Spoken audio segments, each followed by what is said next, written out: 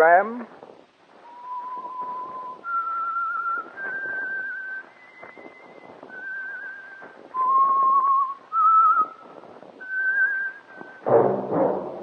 That whistle is your signal for the Signal Oil program, The Whistler.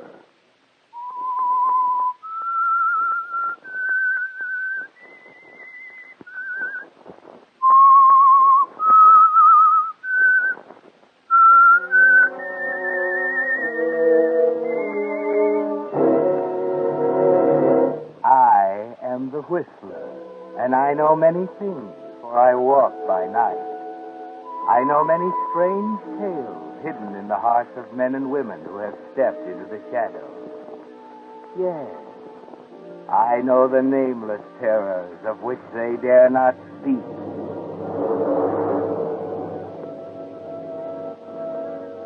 Yes, friends, it's time for the Signal Oil program, The Whistler, rated by independent research the most popular West Coast program.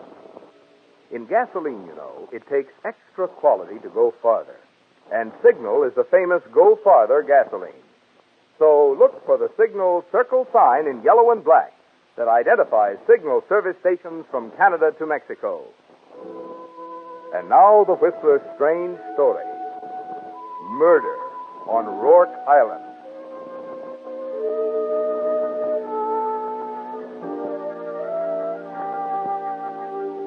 The murder on Rourke Island had a curious beginning.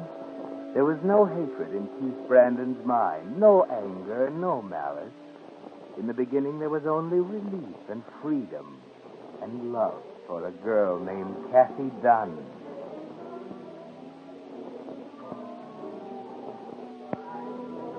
As each small private club, he could see her across the floor, standing near the piano, the blue light working magic on the white satin of her evening gown. He smiled as he walked toward her. And so Hello, Kathy. above, I'm waiting for the man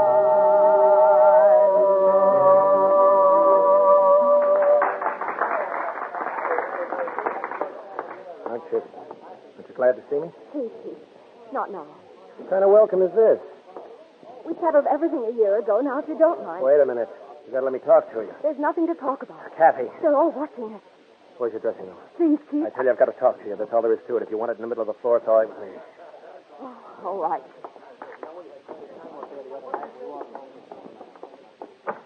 Go ahead.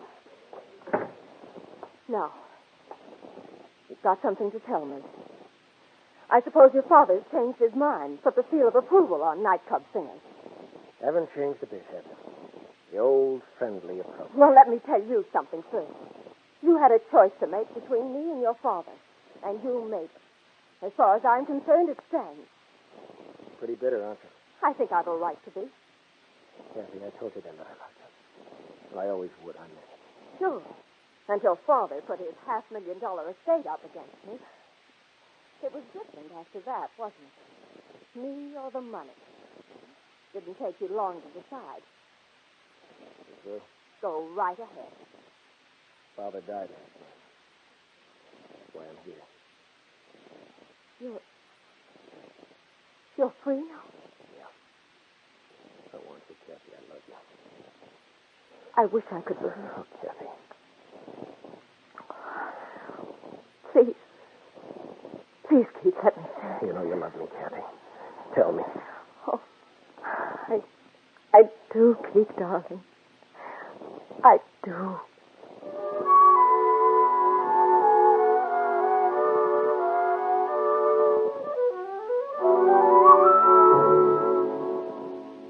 It was worth waiting for, after all, wasn't it, Keith? The dominating, smothering influence of your father. His insistence that you live under his roof and eat at his table. That you jump every time he cracked the $500,000 whip he held over your head. For that long, terrible year after you made your decision to see it through to the end. But it was worth it. And they're both yours now, Kathy and the money. Or rather, the money and Kathy. Because you know in your heart that the money will always come first. There's a wonderful feeling of freedom inside you as you drive up the tree-lined drive of your Uncle Matt's estate the next morning. It seems there was something about the will. Uncle Matt? Oh, Keith, my boy. I'm glad you're on time. This is Mr. Bradbury, your father's lawyer, executor of the estate. Hi. How do you do? Sit down, Keith. Thanks. Mr. Bradbury and I have been talking over your father's will. Doesn't seem a little soon. 24 hours. That's the way he wanted it. 24 hours? What do you mean? It was part of his arrangement with me that the provisions of the will go into effect 24 hours after his death. The probate will come later, of course. That's why I called you in this morning, you see. Wonder why he didn't say anything to me about it. There are a lot of things he didn't talk to you about, Keith. What, for instance? His estate, for one thing. Oh, wait a minute. You're not telling me that was a change. No change. He promised me that when he died, You I'd can have relax, Keith. The estate is yours. All right, then. Suppose we get it over with. There must be some papers to sign. Just a minute. The estate is yours, Keith, but it's your father's request that I hold it in trust for you. What kind of double talk is that? Now, take it easy, Mr. Listen, Bradley. Uncle You Matt, better let me finish, Keith. According to the will, I'm to hold the estate in trust. But there'll be monthly allotments to you out of the income. And you will be eligible to receive them as long as... Go on. As long as you live with me under this roof. He can't do this to me. He's dead. That money's mine. Wait a minute, Keith. He tortured me, kept me prisoner in this house for years. He can't do it anymore. You hear? He's dead. He can't reach up out of his Keith, grave. get a hold of yourself. I don't care. I don't care. Sorry I had to slap you, Keith. I just had to do it. Sit down. Uncle Matt. Sit down, I said. Now, whether you're aware of it or not, your father was very fond of you. He felt you still need someone to look out for you. I agree with him. I'm of age. I can take care of myself.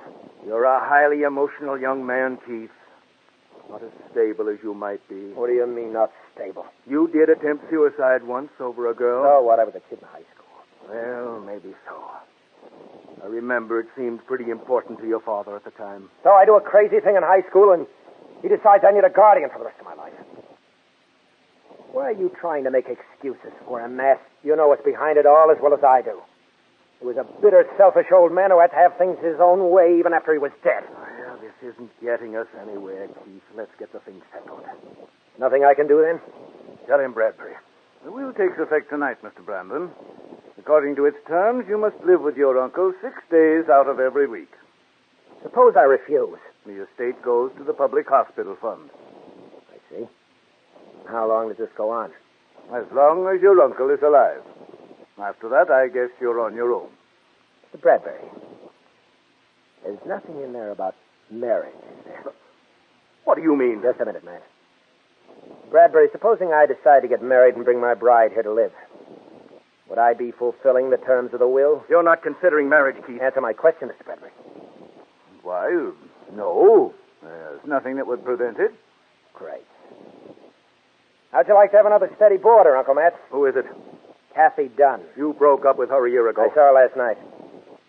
We're going to be married. When? Tomorrow, maybe. Any objections? You know how your father felt I about don't that? think that makes any difference now. Nice of the old boy to leave me a loophole. Suppose I refuse to allow her to come here. What about that, Mr. Bradbury? I'm afraid you can't, Matt. He has a legal right to marry and live with his wife. If you refuse to let her come here, you're preventing him from complying with the terms of the will. I see. Uncle Matt, you'd better set an extra place for dinner. I'm bringing Kathy with me.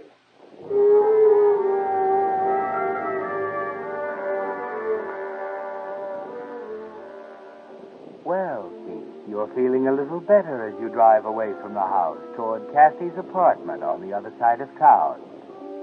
You're on top now, for the first time since the whole maddening thing started 15 months ago, when your father suddenly decided he wanted you with him for the rest of his life. From then on, nothing made sense. There were no explanations, no reasons for anything. He knew when the cards were down you'd do anything for that $500,000. And he was right, wasn't he? You walk up to Kathy's doorway a half hour later. hoping she'll understand. Hello, Keith. How are you, darling? All right, I guess. Something wrong? No, I guess not. I just talked with Uncle Matt. It's not quite the way I told you last night. He was appointed trustee of the estate, and I'm going to have to live at the Cedars. I know. Huh? I just talked to your uncle on the phone. But what did he call you about? To tell me about the will. He had no right to call you. I'm glad he did. You belong there with him, Keith. What do you mean? Please don't make it hard for me, dear. I've decided not to marry you. Oh, wait a minute. He didn't tell you everything. We're going to be married. You're coming there with me to live. There's no way he can stop it. Don't you see? I love you, Kathy. I want you there with me. Please, Keith. I've made up my mind. I'm not going to change it, that's all. What else did he say? Tell me, Kathy. Nothing. Nothing. What made you change then? You wanted to marry me last night. What made you change your mind? There was Please. something else.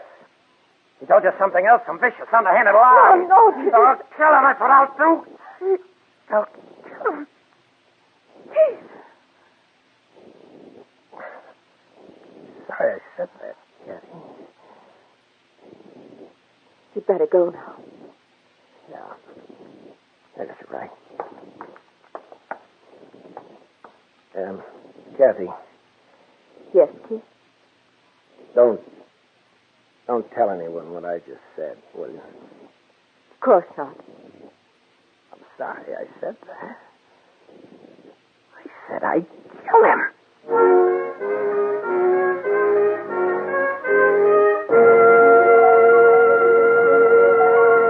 With the prologue of Murder on Rourke Island, the Signal Oil Company brings you another strange tale by The Whistler. Just think, by the time next week's Whistler rolls around, it'll be 1947, and your car will be another year older. More than ever, it's going to need the more conscientious service that cars get at dealer-owned Signal service stations. And when I say more conscientious, let me show you what I mean. When Signal dealers lubricate your car, for instance, they don't take chances on memory. No, sir. Instead, they check against Signal's factory-recommended lubrication chart, which shows every lubrication point on your car. And they use 9 specialized Signal oils and greases, so each part will have the exact type of protection it needs for long, trouble-free service.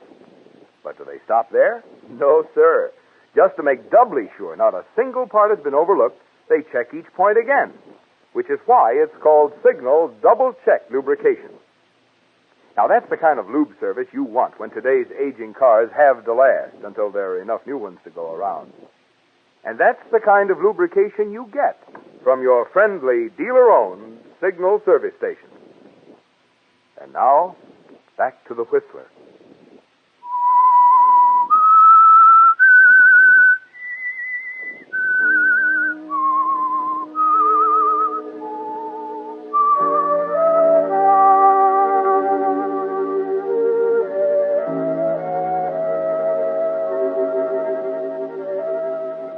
Well, Keith, it came to a climax that morning in Kathy's apartment. All the hatred, the frustration, the rage against the idiotic demands of your father welled up inside you and exploded in a single remark. I said I'd kill him. And though you don't know it, the elements are all there, and a pattern is beginning to take shape for the murder on Rourke Island.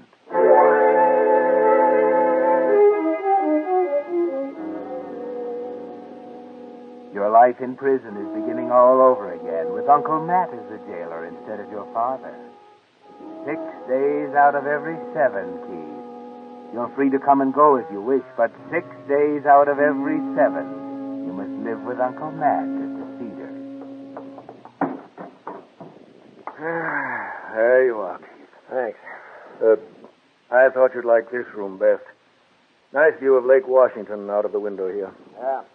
Great. I can hardly contain myself. We want you to be happy here. That in the will, too? What? Does it say I have to be happy? You don't have to stay here, Keith. You're of age. You can leave any time you want. Let's not get into that again. Selling my soul for $500,000 and I know it. You leave me alone? Of course. We'll have dinner at 6. Don't worry.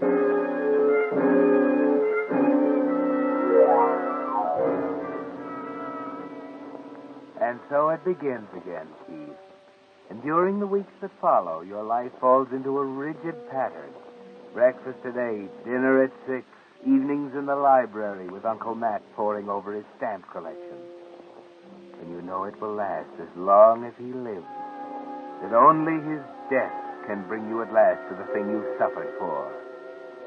Before long, you realize the will to murder is somewhere inside you. But it's not until a night in early spring that it finally crystallizes into a plan. In many ways, it was like all the other nights. You and Uncle Matt in the library, the dull novel, the stamp collection. That halfpenny black. If I wasn't such a tightwad... What was just saying, if I wasn't such a tightwad, I'd buy that halfpenny black. Stamp dealer in town's got a fine used copy, but he wants $40 for it. Oh. Kind of quiet tonight. Yeah. Wouldn't be surprised if we had a little rain. When the wind's from the southwest, rain's sure to follow. Do I always say that? Every night at 8:55. You never miss. Going to bed? I got a headache. Any aspirin upstairs? Ought to be some in the medicine cabinet. Oh, thanks. I'll take a look.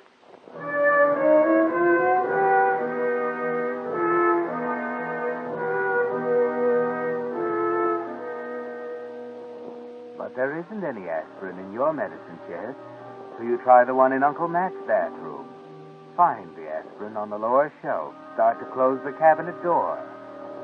When your eye lights on a bottle, a prescription bottle, half hidden by the others, your hand shakes as you pick it up, examine it closely.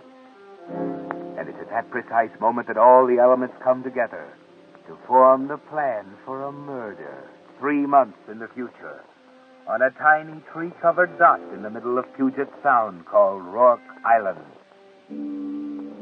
You're not much interested in your breakfast the next morning. These darn strikes. Wonder where it'll all end up. Excuse me, Uncle Matt. What's the matter? Aren't you going to finish your breakfast? I'm not very hungry. I thought I'd run down to the library. Do you mind? The library? Yeah, I heard about a book the other day, and Sure, go ahead. Just bowled me over, I guess. The public library is the last place in the world I'd expect to find you.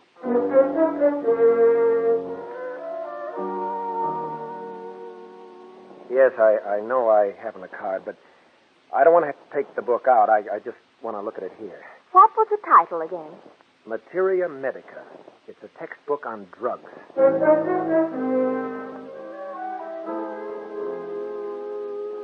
That's a very interesting question. I don't mean to be stupid, Doctor, but... Oh, not at all. The drug is habit-forming, then. Oh, more than that.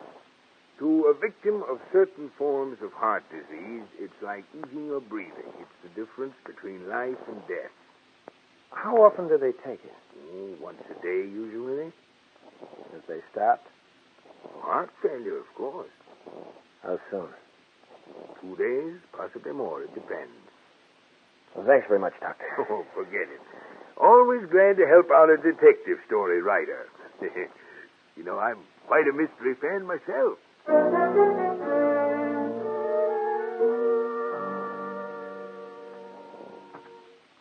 Oh. 91825. Yeah, that's our number. I just wanted to double-check. I probably filled that prescription myself. What does the card say?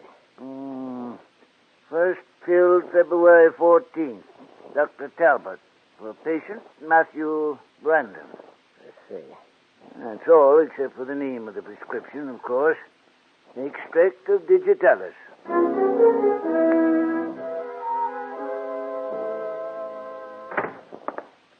Hello, Uncle Matt. Well, you must have done a lot of reading. Been gone all day. Oh, I had a few other things to do. Oh?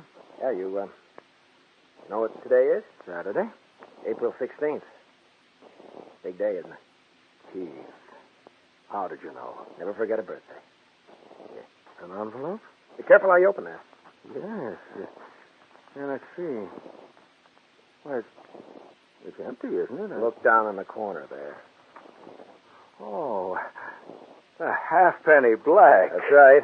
Stamp you've been Chief. wanting. Okay? I don't know what to say, Keith. Let me say it, will you? I took a long walk today, Uncle Matt. I did a lot of thinking about you and me. I've been awfully wrong. I want things to be different now. I really believe you mean that, Keith. I do. Don't worry, boy. I always thought you had a great heart. Things will be different now.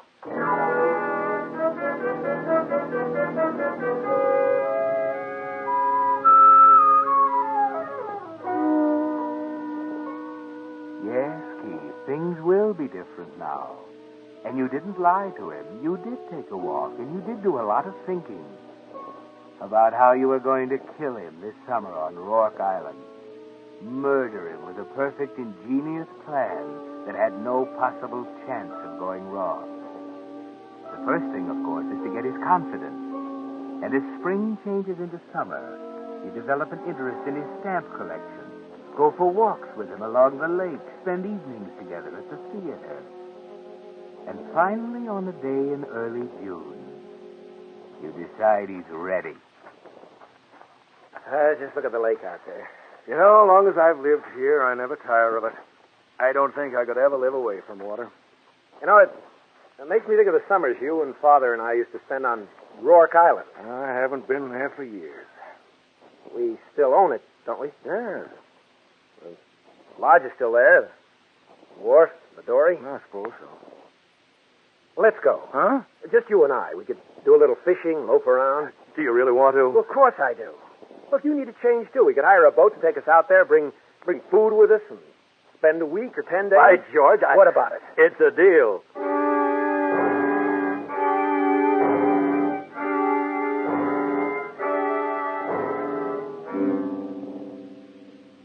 Days later, as you stand on the jetty on Rourke Island and watch the boat moving out into the Sound on its way back to Seattle, you realize that there's no way you can fail now. That by the time the boat returns, Uncle Matt will be dead of heart failure, and at long last, the legacy will be yours. The doctor told you he couldn't last 2 days without digitalis. 9 should make it certain.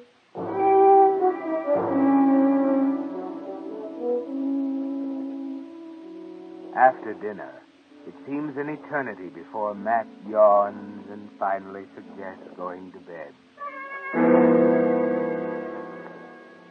You lie there tense until almost midnight. He's sound asleep now.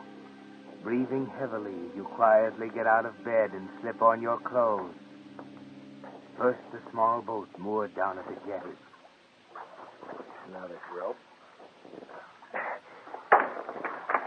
There. That ought to do it. You cut it loose. Stand there a minute, watching it drift out with the tide. Then you hurry back to the house. On the kitchen table is the portable radio telephone Matt brought along as a safety measure. You take out the rectifier tube. Walk quietly to the rear of the house where he can't hear. But the most important thing of all is the bottle of digitalis you'd seen him slip into his luggage when he thought you weren't looking. You carefully feel through the suitcase at the foot of his bed. Take it out. Make certain it's all he has. And then walk to the sink. You empty it. You fill it with water from the faucet. 5 minutes later, it's back in place in the suitcase. There's nothing to do now but wait.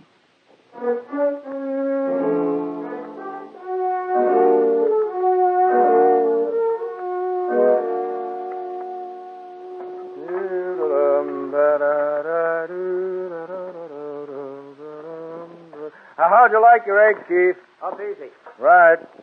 Got the table set? Where the plate? They're on the stove, getting warm. Ah, smell that, boy? Nothing like the smell of bacon and eggs, is there? Here, let me help you dish up. Take care of the coffee, will you? You know, Keith, Yeah?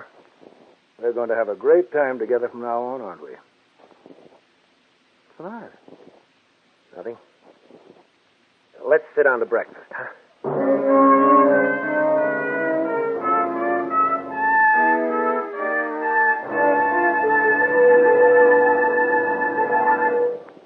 The Whistler will return in just a moment with the strange ending of tonight's story. Tomorrow being New Year's Eve, most programs tonight are wishing you Happy New Year. And of course, we want to do the same. But just wishing doesn't always make a thing come true. That's why the Signal Oil Organization has asked me to go a step farther tonight and leave a thought with you which, if it saves just one life, will be well worth this moment of your time. New Year's Eve is one of the most hazardous nights of the year for drivers and pedestrians. Many people are at the wheel who shouldn't be. Cars are old. Driving conditions are not good. If you don't absolutely have to go out, don't. But if you must drive, take it easy. Keep the speed down. Keep a sharp eye on other drivers and pedestrians. I know these are somber words for an occasion like this, but if all you friends of the Whistler will just remember them tomorrow night, it'll go a long way toward keeping some unnecessary auto accident from marring the Happy New Year, which we of the Signal Organization hope will be yours. And now, back to the Whistler.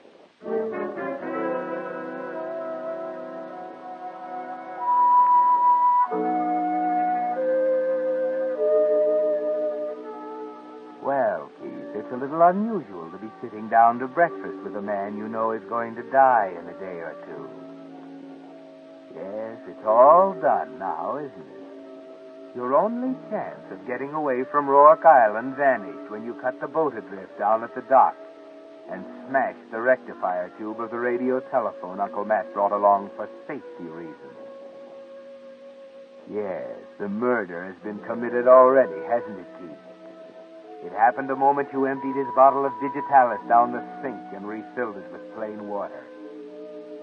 He might last 48 hours, but it's a good 9 days until the boat comes back from the mainland, and you know it'll happen long before then.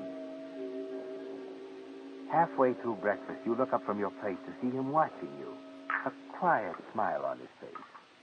Your father never would have believed you could eat like that. You know, Keith, you're a different boy now than the one he knew. Is that good or bad? It's wonderful. I'm going to do something I promised him I'd never do. I won't be with you forever. I think you can take it now. What do you mean? He was afraid you'd kill yourself if you ever found out about it. That's why he was so unreasonable about your staying home. Why he refused to let you marry. That's why he wanted me to take care of you. What are you talking about? See this? Digitalis. I'm going to let you take care of it now. Matt. You'd better develop a lot of respect for it, Keith. You've been getting it secretly in your coffee for 2 years now. It's the only thing in the world that's keeping you alive.